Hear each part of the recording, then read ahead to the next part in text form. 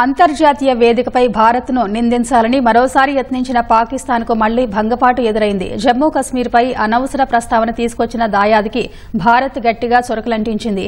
ఆ ప్రాంతం ఎప్పటికీ భారత్లో అంతర్భాగమేనని మరోసారి స్పష్టం చేసింది. పాక్ చట్టవిరుద్దంగా ఆక్రమించిన కశ్మీర్ భూభాగాలను ఖాళీ చేయాల్సిందేనని తేల్చి చెప్పింది. ఐక్యరాజ్యసమితి భద్రతా మండలిలో శాంతి పరిరక్షణ సంస్కరణలపై చర్చ సందర్భంగా మాట్లాడిన పాక్ ప్రతినిధి సయ్యద్ తారిక్ ఫతేమీ జమ్మూ కశ్మీర్ అంశాన్ని లేవనెత్తారు. దీన్ని భారత్ తీవ్రంగా ఖండించింది. పాక్ ఆరోపణలపై ఐరాసలోని భారత శాశ్వత ప్రతినిధి పర్వతనేని హరీష్ అభ్యంతరం వ్యక్తం చేశారు. ఆ దేశం అనవసర అంశాలను లాగుతోందని మండిపడ్డారు. జమ్మూ కశ్మీర్ ఇప్పటికీ ఎప్పటికీ భారత్లో అంతర్భాగమేనని తేల్చి చెప్పారు. ఆ ప్రాంతంలోని కొంత భూభాగం ఇప్పటికీ పాక్ ఆక్రమణలోనే ఉందని, దాన్ని ఖాళీ చేయాల్సిందేనని పేర్కొన్నారు.